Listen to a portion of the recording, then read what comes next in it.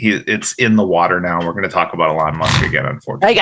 We are going to talk about him because I'm wondering, you're the only person and the first person I've heard pronounce it Elon. Yeah. Is that how it's pronounced? Because I've always heard Elon.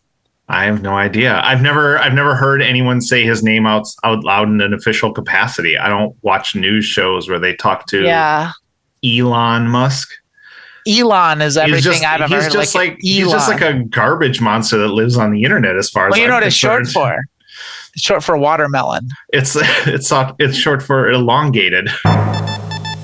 Ladies, gentlemen, and friends beyond the binary, welcome to Girl Dick with Ted Cruz, starring Lilith Electra Zarling, Amanda Bonanza, and esteemed Republican Senator from the great state of Texas, your host, Ted Theodore Cruz. Let's just look up dumb Elon Musk shit. Please, we only have a limited amount of time. Oh, hello. Yeah? This is Reuters.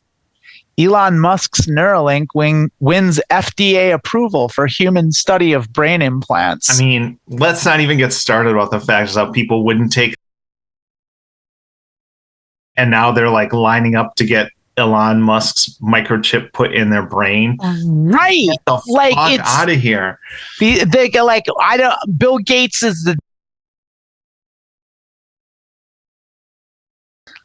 But which wouldn't even work. The shittiest so many man. shots out of one vaccine bottle. Like, do they not understand? There's Here's like the one bottle, one microchip. Ever being like, I'm actually making a microchip to put in your brain, and they're like, "Well, it sounds fucking great." And like, I don't understand. Honestly, that is the core of my frustration. It's not like whatever you believe, I can deal with that. It's the inconsistency of how they apply their beliefs. And you're either against billionaires and the government putting chips in you, or you're for it. And you can't be against it when someone just made up stuff for them to be afraid of. And they're like, it's just chip, but it's 5G. And now it's like this dude who has nothing but nefarious reasons for doing this is like, I'm going to put a chip in your brain. And they're just like, I'll be the first in line. And it's like, what's weird is like they get scared about made up things like that they get freaked out about, like, this is clearly made up and not true. But then the real version of that exact thing actually happens. And then they're like, we love it. We absolutely love it. This is so great. Like, it's like, oh, Donald Trump's a fucking pedophile that rapes children. Fucking great. Let's buy Trump butts. It's like fucking awesome. He raped that woman. Yeah. But what they believe is that there's a pizza place in DC that doesn't have a basement, but in the basement, the Secretary of State is running a child sex ring out of it. Right, exactly. Right. But the actual child sex ring that Trump was a part of, like that's okay. That's the good one. Is the one that's real. We like the real one. That's the thing. I never understood. It's like, wait, you believe that there is a group of billionaires that is running a ring where they have sex with teenagers, and Donald Trump, in your mind, is fighting against that and not a part of it. But that's what's wild about these people. It doesn't make any sense. Like, it's the same thing with communism is bad. Look, they don't have food on the shelves, and then fucking Texas runs out of food. It's like, well, that's because of the liberals. God dang liberals. Yeah, it's like what? They took all the food in Texas and gave it to Mexicans. Yeah. Well, it's like when Marjorie Taylor Greene was got all and she was just she's like, it's, what the problem is all these communist corporations are too greedy. Yeah. It's like you're so close. You're so close. Yeah, the communist, you really dumb person. Corporations. Yes. Yeah, all the corporations that are communist. Yeah, that's you got part of it right.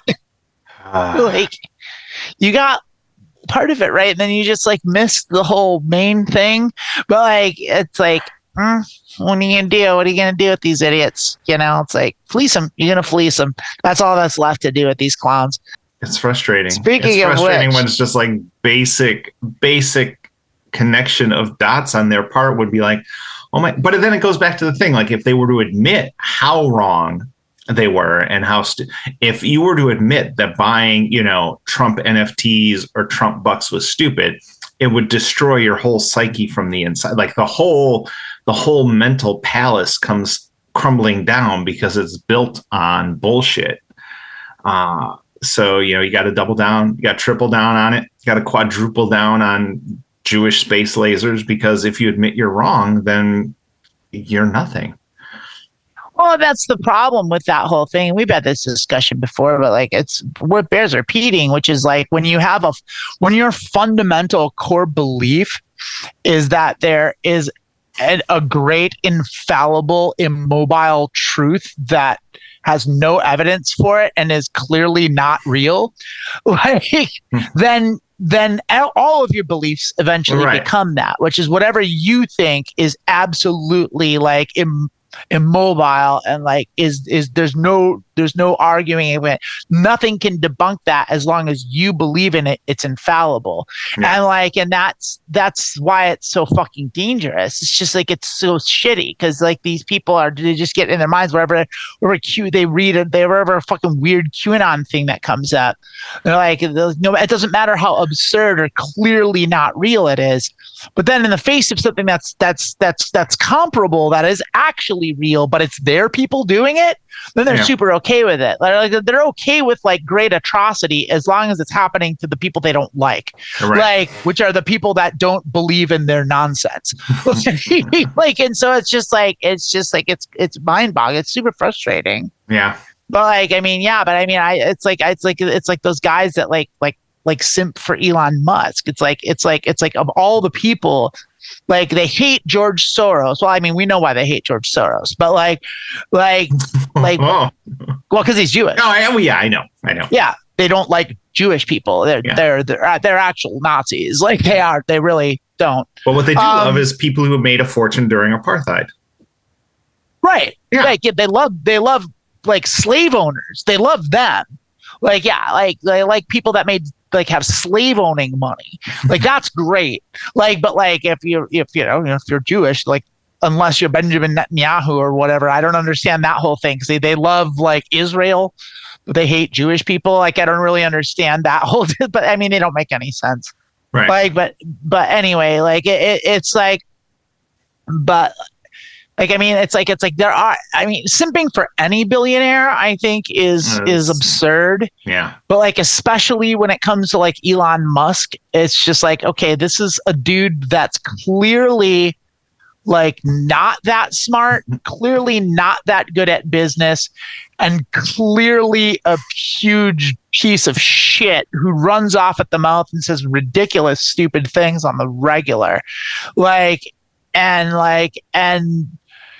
I mean, yeah, he runs businesses, but like because he just buys his way into them with money. Like it's just like it's like that whole like it's just insane to me. But I've got some. I figured this was going somewhere. Welcome to Being Trans with Lilith and Amanda. We're about to dive off into something here. Thanks for joining us. Amanda's got some fun with Elon Musk. Yeah, so this is from teslarati.com. I don't know what that is, but it's clearly like a Tesla Illuminati news page. It's like the Illuminati, but for Tesla. Well, I'm wondering if it's Teslarati, if they're like what that means is like, is it paparazzi or is it like doing like Maserati thing? Trying to combine Tesla with Maserati. I don't really know where that comes from. It doesn't matter, but it's Elon Musk news. And I don't know if it's like a simp page, and I think it is. Yeah. Like, which is just news about Elon Musk, because it's like, because there's options, news, and then there's a test. So these are the head bars: is news, Tesla, SpaceX, Elon Musk and Marketplace. So it's like all just Elon Musk simping. Like it's just like trans girls. There's no PayPal section, but maybe that's my Marketplace. Trans girls who stole Elon Musk's wife from him. That could be another drop down. All the wives he's lost to sexy trans women. Doesn't he have a kid that's trans? I think so. Yeah. And his ex-wife was dating it was the Chelsea Manning? Chelsea Manning with the Is that it? Yeah, she was. We're at Teslarati, and and so like there's an article of talking about, let's see, Elon Musk details. Here's the very bad, poorly written headline. Elon Musk details Tesla's succession plan and talks about his recommendations. So I guess there's worse headlines. It's not really catchy, but it gets the point. It's more like a sentence than so I guess headline, he's getting rid of, he's stepping down from Tesla. Or I don't know. This is all rumor because it's like details Tesla's succession plan. So I don't know. But then it says like in the article that like, he's not necessarily stepping down. He's just like, what if I die? Like, who's gonna like he's naming his heir like a king. Wait. What if he died? God, that'd be like, he cares so much about Tesla. I'm just imagining the better world. Man. Oh no, but Douglas Hughes would disagree with you. Douglas Hughes in the comment section has this to say about it. Tesla needs a Gwynne Shotwell analog. I don't know what that means or who Gwynne Shotwell is, but Mass Adoption says she does an amazing job at SpaceX, ... And that, but here, so that's all it took to send Kill-Every-One off the chain at Douglas Hughes. Do you even hear yourself? Tesla, wait, I have to do this in the correct voice here. Do you even hear yourself? Tesla has many executives compared to SpaceX. It's expected since it's a public traded entity. And then Douglas Hughes bounces right back at Kill-Every-One and says, please name one Tesla exec that could do for Tesla what Gwynne Shotwell has done for SpaceX. I sincerely doubt you can, but please point me to their professional CV or Wikipedia page. Because Douglas Hughes, he gets that information. There's no stopping him. He's going to find them. Numbers of executives have no relation to quality of executives.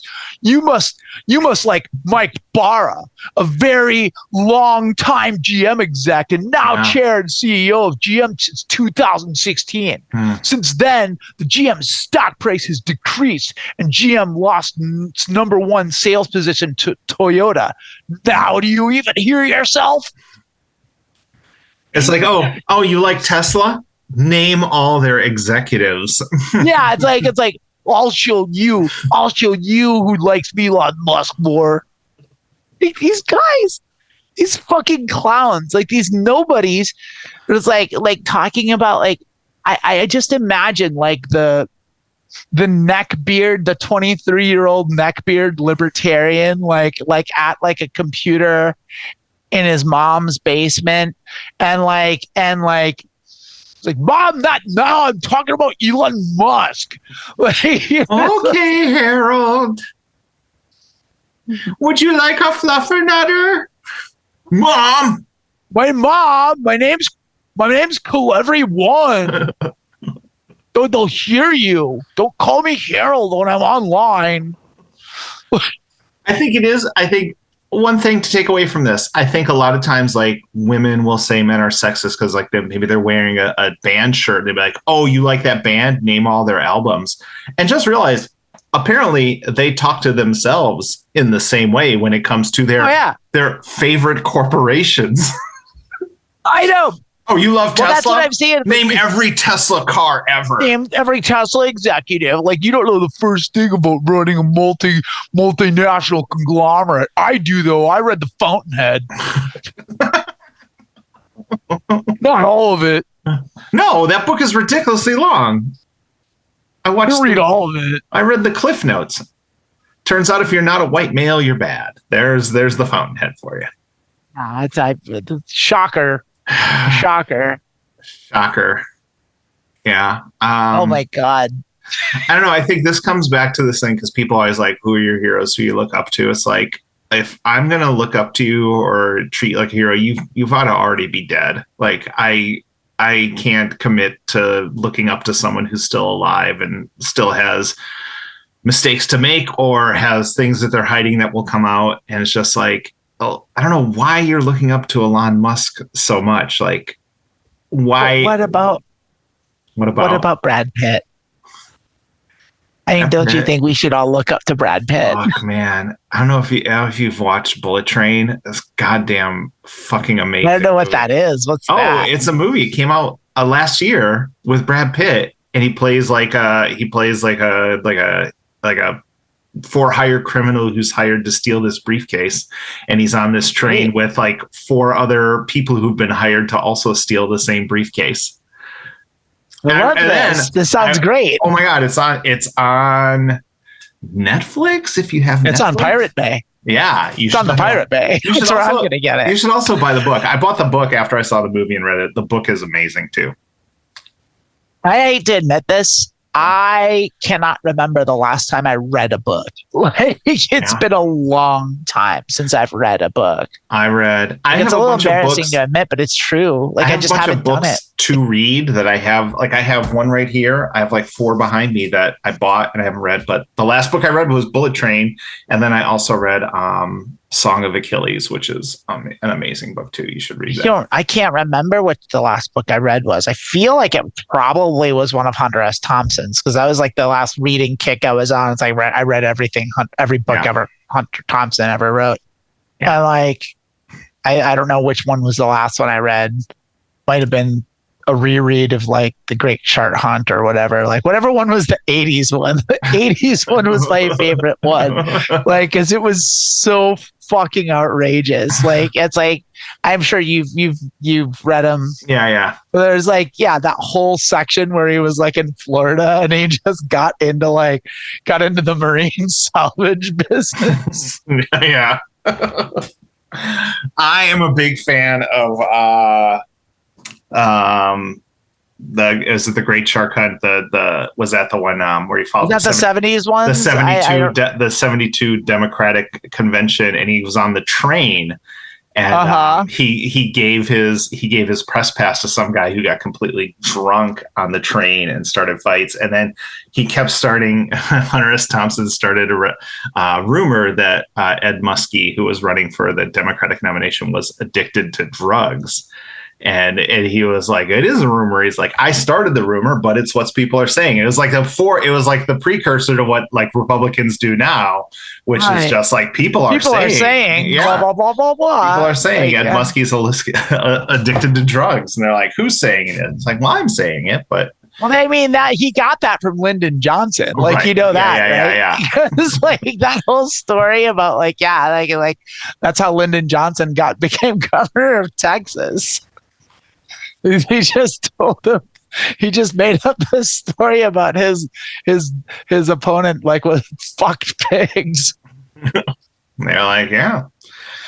So it happened. I mean, George Bush started a rumor that John McCain had an illegitimate black child. And it was a child he had adopted. So, when you're garbage, I guess all is fair game. Yeah. But that we are so far from where that started. That started with like Elon Musk to looking up to people, to Brad Pitt, to Bullet Train, to Hunter S. Thompson, to George Bush as a piece of shit. It makes sense. I mean, if you follow the progression, you're eventually going to get to the George Bush if you're skipping around this episode, you're fucked. You got to listen from start to finish. Sorry. Not really. I mean, I feel like it's like you could watch this in any order. It's like Memento, or like you just put it on shuffle. Just break it up into sections. Brad Pitt's great. George Bush is a piece of shit. Hunter S. Thompson. We all love Brad Pitt here at Being Trans with Lilith and Amanda. We love Brad Pitt. Brad Pitt, I love you. You know what's crazy is like if you ask me the names of the characters in a movie I just watched, I'd be like, I don't remember. The dude I liked, the dude I didn't like, the bad person. What's the first thing you saw Brad Pitt in that you liked? Oh. Which was the first thing you saw Brad Pitt in, because we love Brad Pitt here at Being Trans.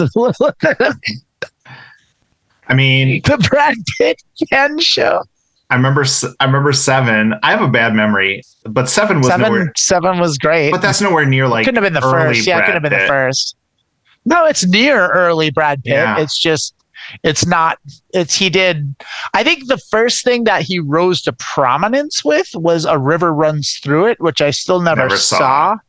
That's the thing. But is 12 Monkeys is what did it for me. Here's the thing I always say about Brad Pitt. I feel like Brad Pitt is getting to that point in his career where he is like embracing roles that like Ryan Reynolds would now take, like really fun like roles, and I think he's killing it. And I think when he first came on, he was like, I'm going to do serious roles and I'm going to try to be in good movies and win an Oscar. I don't think he's ever won an Oscar, but I think he definitely has. Like he has to have. I believe, yeah. We'll both look that up. Fact check. But like I've never seen like Benjamin Button.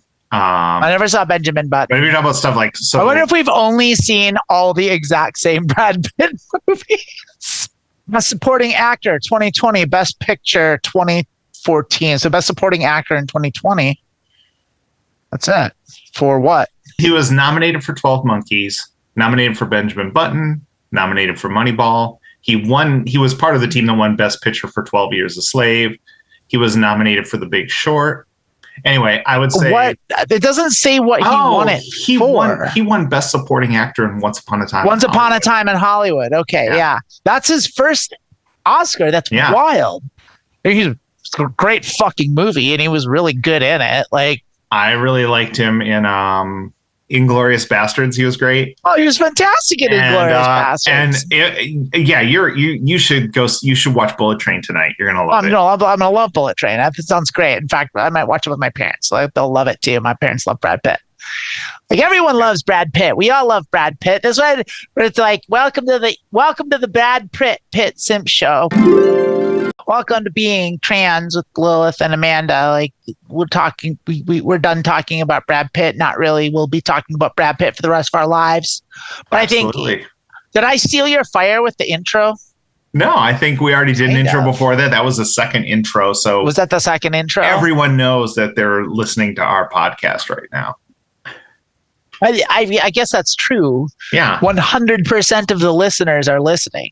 Yeah, they all know where they're at. Why do we? That's fucking wild. Why do we even intro the podcast? They know why they're here. They know why they're here. That's the right thing to do. It does feel like what it's if they're politeness. Oh no, I know why. Why, because when people are listening, when like it's on at the airport. Yeah. Like, and it's just on all the TVs in the restaurant. Yeah. That like it's just on, and then but the people that are in the very crowded bar or restaurant or in the airport, they're like, what is this great podcast that's was this some sort of Brad Pitt podcast? They love Brad Pitt. I love Brad Pitt. We I'm all waiting love for my Brad flight. Pitt. They're boarding section A, but I'm in section C, and I love Brad Pitt. I've got a few minutes. I'd like to know what this is so I can download it now while I've got airport Wi-Fi, and I can listen and I can really fully give it my full attention on the plane. That's who it's for. And that's exactly what happens every day in this country with airports and our podcast, I'm sure. Yeah. That's like the thing. We're here to talk about being trans. We're going to answer questions about being trans. We're going to be trans ourselves. And who knows, if you're lucky, maybe we'll talk about Brad Pitt again. Welcome. And you're going to be lucky. You're lucky. I think this is the episode where we learn out that I don't know how to talk. This is or that I'm wrong. And I mean, we're both from Milwaukee, so neither of us know how to talk. Me no speak English good. Hey there, you want to get a drink from the bubbler? Oh, Ana? Going to the bubbler, Ana? Yeah. I keep a flag in my trunk. Don't you know? Yeah, the weather's getting pretty cruddy out there. You see them Packers? I don't know about them. Their offensive line doesn't look too good this year. And Packers. I was actually at a game once, Packer game. So the Packers have this guy on the team. He's from Alabama. His name's Brett Fullwood. And the reason I remember this because we're sitting up there. Me and my friend are sitting there, and in front of us is this other dude who's because it's all season tickets. So every time I go to the game with my friend, these two dudes are in front of us, and this guy's got this dumbass Wisconsin accent, and he's just he turns to his friend and he goes, you know who sounds like a real idiot? That Brett Fullwood guy. Just like, yeah.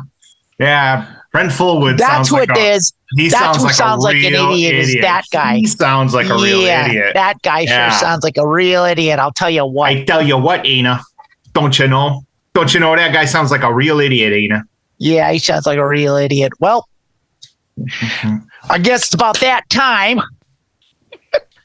Time to jump into some questions. I know, right? Exciting. I know, it is exciting. It is exciting. To the Transfemmes, that's us. That is us. That is us. That's me and that's you. How did your friendships with your cis dude friends change? I want to know what I could have to deal with in the future at some point. I heard that for some, it just wasn't possible to keep the friendships. Others mentioned the change of dynamics as you are, well, a girl now. I'd love to hear your experiences. Yeah. Well, I think the first thing we have to get out of the way as a public service announcement is the disclaimer that it is different for everybody and everybody's different and everyone's going to react differently. Yeah. So it depends on your friends. I got real lucky in the sense that like I didn't lose any friends over it. All my friends were relatively cool. Now, that being said, definitely my dynamics did change with quite a few of my male friends to the point where like it's not that we're not friends, but we definitely grew apart in some ways, in a lot of ways. And I specifically have one friend where this was the case, and it was a very close friend for a very long time, and we're still definitely close friends, and and we'll definitely always be in each other's lives to one degree or another. However, definitely I could tell that he struggled with it. Like he was too polite and too much of a good person to outwardly show any discomfort, but you could tell that it just shook him. Yeah. He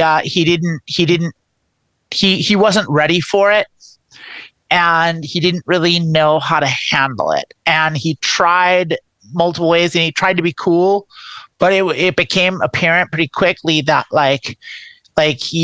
he was having a hard time relating to me real quickly. And he was like, oh shit, he didn't know how to talk to me anymore. And and in his defense, I changed a lot real quickly. Like a lot of the things that we had in common started to really trickle away, and some of those things that I liked, I stopped liking, and I started opening up and being a little more honest about what my interests actually were, and all of that caught him off guard, and he had a hard time doing it, and he still, for a while, and in fact to this day, he still kind of treats me like a dude, in a lot of ways, and is like a bro, and will use some pejoratives that I don't really love, but I let go because it's him, and it's I know he's not doing it to be shitty, but he still calls me buddy, and it's just it doesn't feel great.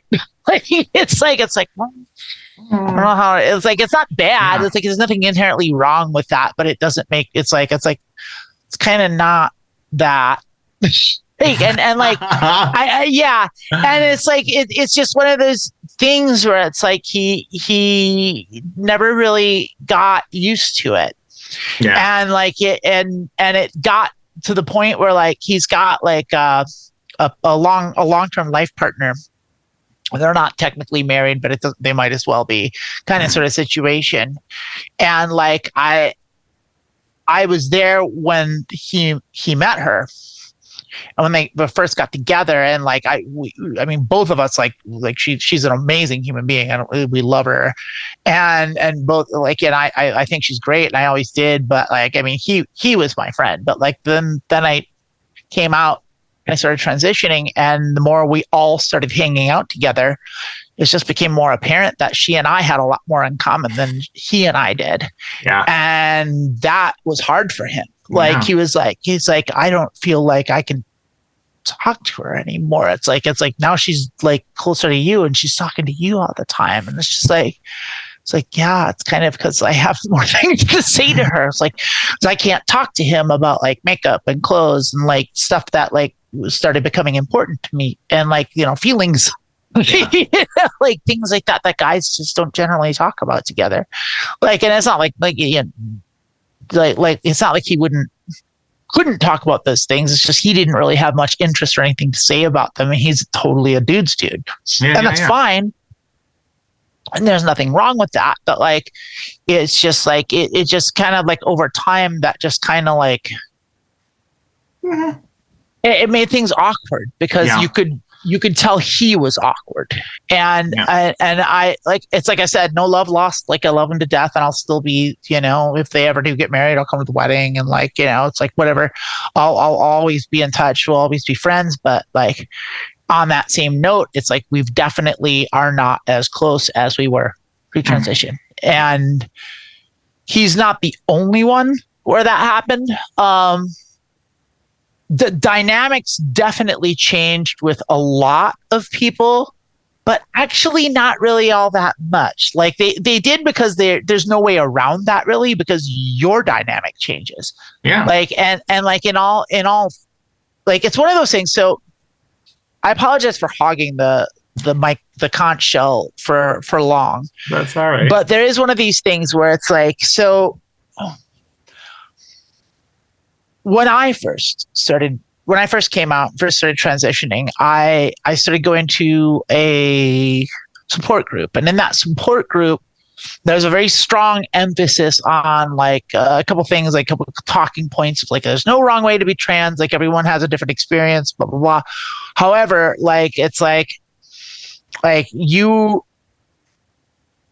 you should stand your ground and defend like your pronouns and your identity and all that, because you're right. And like, anyone that's like it's not about them, it's about you, and like all that stuff. And there's a lot of truth to that, but it's not all true. And I think a lot of like people, when they first transition, especially in that first year, and certainly it was the case for me, go through this period where you're hypersensitive about like pronouns and stuff, and it can get really easy to like start blaming your relatives, your families that struggle with it, and saying, well, it's not about you, like I'm the one that's going through this, I didn't do it for you, which is all true. But the thing about it is it is such a large thing. It's so incredibly impactful that it does affect everybody that you've ever known. And no, you didn't do that to them, but it does affect them. And it forces them to shift their thinking in a way that they're generally not prepared for. And it's work. It requires work on their part, and it requires effort. And people are, to various degrees, resistant to that. And it's not always out of a place of malice or transphobia. Sometimes it's just like a natural human instinct reaction to an abrupt, large, massive change with gigantic consequences. And people in general struggle with any change, really. And especially anything that's that big of a deal and that impactful. So guess what I'm getting at is like a lot of dynamics did change, but mostly not. Like the people that are really your friends, the people that really love you, and they'll support you, they'll stick around. And the people that don't, well, this is a great chance to ditch garbage baggage and like get and clean house. Like, because that's probably likely going to come up. And I, like I said, I got real lucky that didn't really happen to me, but like, I'm definitely the exception to the rule. Most people lose some friends. Yeah. I got kind of lucky because the people I was closest with were still back home. So I live half a country away and would see them every 2 to 3 years. I'd go up and spend a week and we'd hang out and stuff. And honestly, those guys have been great. I kind of did a group text. There's two people. I texted both of them together. I'd called all my family one-on-one and talk. I did not have the emotional strength to call, but I texted them both, and my best friend texted me back and was just like, he's got my back, and just like how much, like everything I'd been through. In like a year, I had got divorced. I had kind of come out, and I texted him this after I'd started hormones, and just kind of let me know that like he's done a lot of things in his life based on how the changes I've made. Nothing as drastic as this, obviously. Yeah. And it's kind of funny. I remember the first time I usually go up, and we usually go to the NCAA basketball tournament together, hang out. It's a great time. And I remember when we went out, and it was my first time up there since my transition. And there's this place right in downtown Milwaukee. There's like a steak place that we always go to. And it's just kind of like a little upscale, something you normally wouldn't do. It's just like a fun place. And this friend who said that to me, like, misgendered me like 3 or 4 times, but corrected himself immediately. It was like really beating himself up over. I was like, dude, like your heart's in the right place. You don't have to be mean to yourself. It's just like, I was still at that point, like misgendering myself internally. That happens a lot for a while. It takes you a while to get used to that. It took me a good, I don't do it anymore, but it took me like more than a year really to get past that. So like my friends back home, like they've been supportive. I still, I don't go up there as much as I should and hang out with them, but we just did that. I did that trip last year, and it was great, and super accepting. Down here where I live currently, I wouldn't say that I had a bunch of close friends, and most of the people I was associated with was theater people at the theater where I performed, where I don't perform anymore. So I would say none of those people keep in touch with me like out of the blue where they'll text me.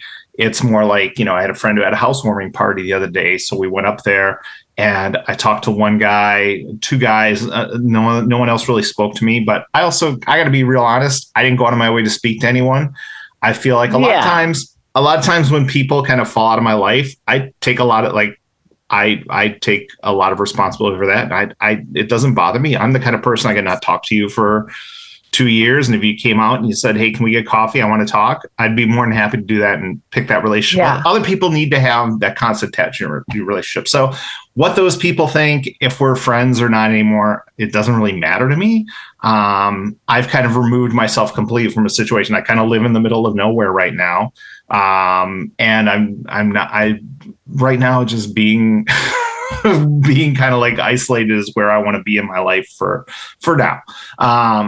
And so like, I always say there might be people who stopped being my friend after I transitioned. No one came out and told me they were not going to be my friend. No one ever said, I don't agree with this. So I never had any negative backlash. And I understand, like you said, I got lucky as well. It sounds like you did as well, where it's just like, I didn't have to face any of that. Obviously, I haven't talked to my family since October last year. So, there's downside. It's not obvious for someone that doesn't know, but like, it's like, it's like, that is a thing. Like, I mean, but I would say one thing that surprised me was I'd like to touch on that when we get to it. Yeah. But I had 2 people who came out after I came out and told me that, that I was like a big inspiration. The first person the first person who did it, I was not ready to handle that. I had just started my transition. And I was just like, I don't know. It's basically, we were in a situation where it was also a theater person. So then every time I spoke to someone at the theater, they were like, so do you think this person's really trans? And it's just like, there's a mental wearing on that where it's like, oh my God, are you guys having the same conversation about me now? Like, is this Right. what you guys think of me? And so I kind of I'd like to just take a second to yes, everyone that's trans is trans. Like, just to clear this up, because this does seem to be a thing, like both in the trans community as well, which is fucking bonkers. But like, yes, there's no one that comes out as trans that isn't trans. That's not a thing. That is not a thing. No one in the world goes through what we go through because they're not trans. My thing was just like, you know what?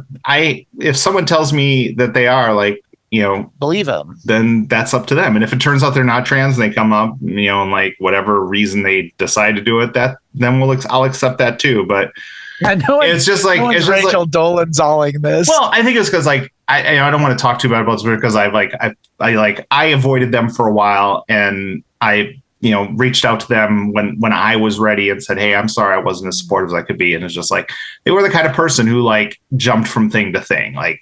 They were in a rock band for a minute. They were this for a minute. They started improv, which is kind of like the last end for those of us in that situation. And so, so like, I was like, I hear what you're saying, but that's not for me to judge if they're trans or not. They also like, I think part of it for me was, I went through this journey where I figured out they went from, they messaged me and said, I think I like wearing lipstick. I might do. I was like, if you want to wear lipstick and makeup and wear women's clothes, you can do that. That doesn't necessarily mean you're trans. Just do whatever you want. And then 2 weeks later, they're like, I started HRT. And I was just like, okay, that's cool. So it was just like, a lot for me to deal with. And I'm quick. I'm right in that 6 months where I'm starting to like get every emotion in the book. I just broken up with my girlfriend and that was like crushing. And then I just had someone maybe like last summer who reached out to me for lunch and told me to say I was in a much better place to receive that and be supportive. Yeah. And I think they listened to the podcast. So yay for them. That's great. I had a friend that like I hadn't seen in 23 years. Mm-hmm. Like, and she was a roommate of a bandmate in mine. I was in a band and my bandmate was in college and she was my bandmate's college roommate. But like she came out recently, like called me after I haven't spoken to her. We followed each other like on Facebook. We remained Facebook friends and stayed Facebook friends the whole while. And like she runs a successful wine business and I've been watching her because she's been doing all this cool shit, like writing a book and shit and doing all this wild shit. And she's been watching me because like I'm in a rock band and then came out. Yeah. But that's what she called it, telling me that she came out. She kind of told me before she told really anyone else. I mean, she told other people, but like I was early. Yeah. And it's just like, holy shit. Like I didn't have any idea. And it was like, but it was that same thing where it's like, it's like she saw me do it. She's like, well, fuck. If she can do it, maybe I can too. Right. And that's really a thing. Yeah. Like that's really a thing. Like that's one of the nifty things about it. Nifty, cool, groovy, man. Yeah. And like honestly, like I am in a much better place now emotionally. Exactly. And it's like, that's why I do the podcast. Like I want to help people, have that resource and be able to talk about those fears that they might be having. And you'll become that person too. Like the other thing is what happens is like the more people that do come out and do it, especially in the face of everything that's happening, politically or whatever, like it's that gives people the courage to, well, if they can do it, maybe I can too, which is you do need that. It's so hard to blaze a trail with this stuff. I can only imagine like being like the first, like, like back in the day, like the trans, like Christine Jorgensen, or like it's like the trans woman, like that Dorothy, what's her name, that threw the brick at the first Pride, and there's that Stonewall. Marsha P. Johnson was born on August 24th, 1945. On July 6th, 1992, her body was found by NYPD floating in the Hudson River. Her death was never investigated. As of 2020, the average life expectancy for transgender women of color is 35 years. Like how hard it was then. Like, I mean, a lot of the reasons that Lilith and I waited as long as we did to come out was just because there was just no dialogue. It was just such a fucking lonely experience growing up. We didn't have YouTube, we didn't have Facebook, we didn't have social media, we didn't have forums. There was no one to talk to about it. Like, and we didn't have queer indoctrination in the public schools like they do now. Yeah, we didn't. Yeah, exactly. We didn't have Target like selling rainbows, putting rainbows on children's shirts. Like, I mean, when I was 14, I could not get a beer with a trans person on it. I know, it's true. Here I am drinking straight people's beer at 14. Anyway, it's a Milwaukee thing. Yes, we were drinking beer at 14. Everyone drank beer at 14 in Milwaukee. I would say, I think to like the overarching thing outside of our experiences, things are going to change, but the people who are your friends, I say this no matter what situation, if people are truly your friends, they want you to be happy. If if it turns out you're trans and they don't want you to become trans, they're not friends with you. They're friends with this avatar that you've been putting forward of yourself for years. Yeah. And that was great for me. Even if you don't feel like that's what it was, it was. And these people that I'm talking about, my friends in Milwaukee, are people I went to college with. So they've known me for 30 years by the time I came out. And it was fabulous. Your friends, your true friends want you to have the amazing life you deserve. And that's it. Well, and the other thing about that is a lot like it's not only like do you get to kind of use that as a great litmus test for cleaning house. Like, also what happens is people that maybe you weren't so close with might come talk to you. Like, I had an ex-girlfriend that like I hadn't talked to in years, like come out and be super supportive. And like, we hadn't talked in like 5 years. Like, we had like a thing where like we had a huge fight, like we had a bad breakup, and it was my fault. I did something terrible, but she did terrible things. It was just a mutual thing. It didn't really work out. But then she like, I came out and like she heard about it and like, and she got back in touch with me, and now we're like super, super close.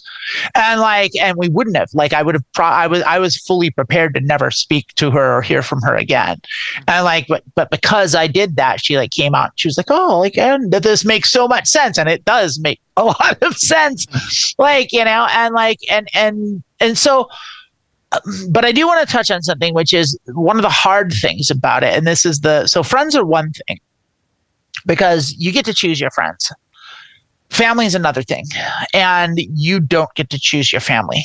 I mean, you get your found family, which is a very big thing, which you'll find out about organically. But you have your, biological family, or however you want to call it, your assigned family. That's almost universally rough because like I have lost family for sure. And Lilith mentioned it about how like she doesn't talk to her family anymore. And that's a recent development too. And like, it's like I got super, super lucky with supportive parents, but I lost a sister to it. And so I don't talk one of my sisters. Like I took the other one. My other one's fine, but she's got her issues, but like they're not like she's super cool and I love her and we get along great. But like, it's not easy for her. Like it's not easy for any of them. But like it's. But I have another sister that like I just can't talk to. Like it's like I tried, like it didn't work, and it just got to the point where like I couldn't. It's like I had to draw a line in the sand, and she wasn't willing to be reasonable, and that was it, and that's gonna happen. And then I lost like half my extended family, like literally 50%. You're just like, nope, you're not in my life. But I was never really close to my extended family, so it was like no big deal. It's like I kind of already didn't like them. Yeah. And so it's like, all right, well, fine. Fuck you then. Like, I'm perfectly happy to never see any of you again for the rest of my life. And this is a great excuse to not talk to you ever again. Like, but that's the thing is it's hard. It's hard. And you are going to have to, it's the nature of it. Like with anything, like that's as impactful as this is, which are very few things, if anything at all, people are going to react differently. And it is such a gigantic endeavor and such a gigantic change that it's colossal. It affects everything. Its magnitude is so great that like there's nothing that it doesn't affect. And it not only does it completely change your life in ways you're not even prepared to know, like it also changes the lives of everyone that's ever known you. Like literally, like it's like, oh shit, this impacts everyone you've ever known. And that's not to dissuade you. That's not to say it like it's not a bad thing, but it's it just is. Yeah. And it is that big a deal. It shouldn't be, but it is. And that's just the reality of it, is people handle it in different ways. And so you just never know. Yeah. Yeah.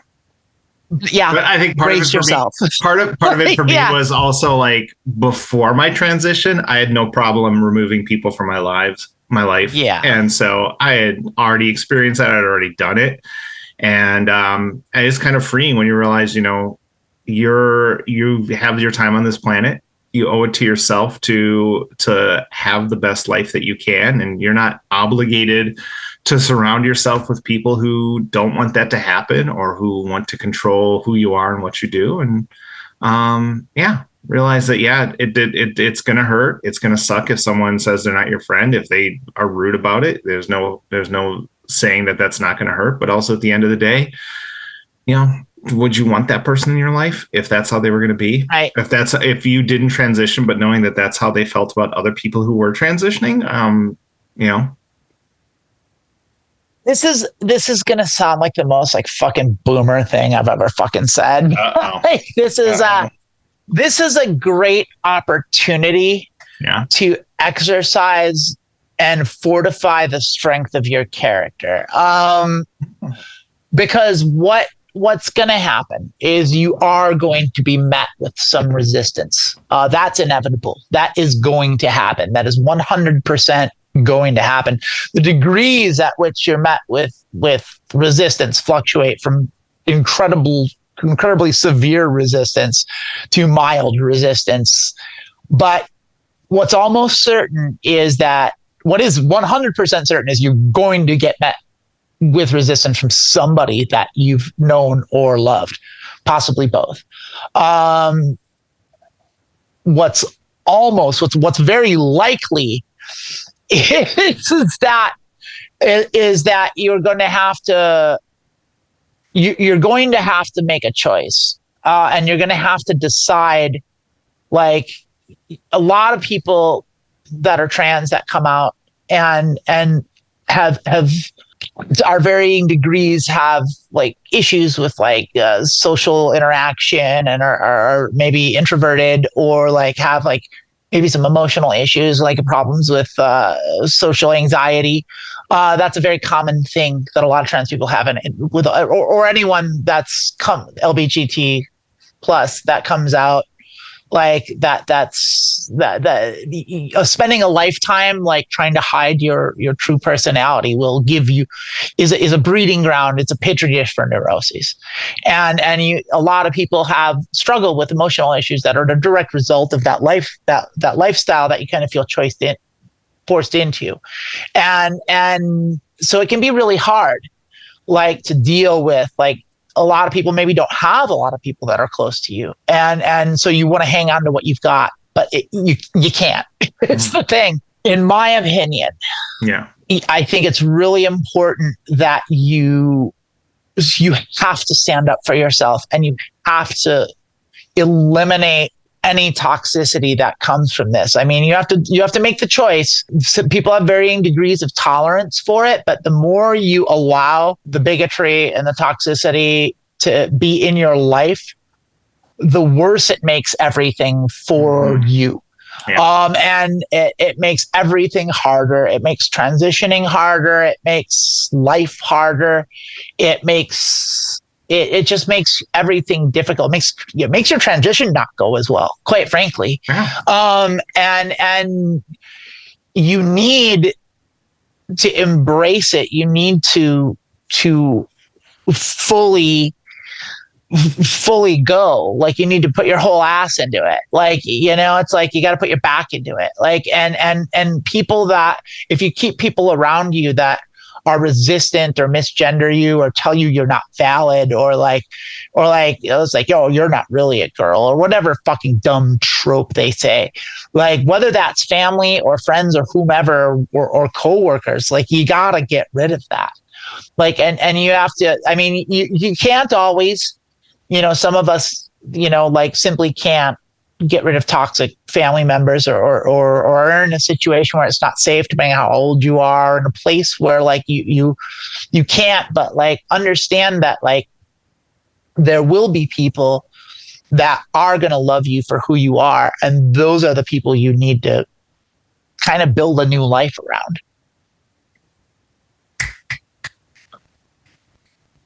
Finger snaps. Yeah. Finger snaps for you. Great answer. But I think the original question was, how did your relationships change? It's like, relationships are going to change. You're going to change a lot. Yeah. And everything changes. It's the most impactful thing I can think of. Yeah. Embrace the people who love you. Embrace the people who want what's best for you. Maybe having kids. I think having kids is on par with it. Oh, yeah. Having kids, I think that changed. Kind of insufferable. Like, it's really no, it just changes, but it changes you. It changes you. Yeah. It changes you, and it affects everything. So that it might even be more impactful to have children. But it's I don't know, because I've never had kids. Yeah. But you see it. Most people do. I know a lot of people that have kids. My parents have had kids, and it changed them, but I wouldn't know. It's like, but like, who kids changed a lot? Brad Pitt. Brad Pitt had those kids that changed everything. Say, boy, it's like he's a different man. But it's what didn't change about Brad Pitt? How amazing! His excellence. How incredible! What an incredible talent. Yeah, it's an incredible person. Just, yeah. Can't simp enough for that. Brad. Oh, you love Brad Pitt? Who doesn't? That's the answer I have. That's the response. Do you know what plays he was? What plays was he in high school? What plays was he in high school? I don't know, but I love him. Man. I love him so much. We all love Brad Pitt. We all love Brad Pitt here. We always talk about, like, we'd never have guests being trans. We want to have that dynamic. But Amanda, if Brad Pitt wanted to be on this podcast, we'd definitely let him. Brad Pitt, you're welcome on. Brad Pitt, if you're listening, you're welcome on our podcast anytime. Yeah, we'd love to interview you and just love to have you. Love to have you. Love to have you. Yeah, Brad Pitt, please come on our show. Yeah. It extends only to Brad Pitt, Elon Musk, kill everyone, or whatever that guy's name was. And Elon Musk is not allowed on our show. I have no interest in ever speaking to that in person. We've made that mistake. No, never, not at all. Not at all. Y'all, thank you for joining us. First off, here at Being Trans, we love all of our listeners. We want you all to, live your best life, be your best self, revel in the love of your friends. And thank you for joining us. I'm Lilith. That's Amanda. We're Being Trans. This is Being Trans. Yeah. But everyone out there, all of our listeners, you're 10s. We love you all. And God bless. And have an amazing 10 out of 10, no notes. Love you.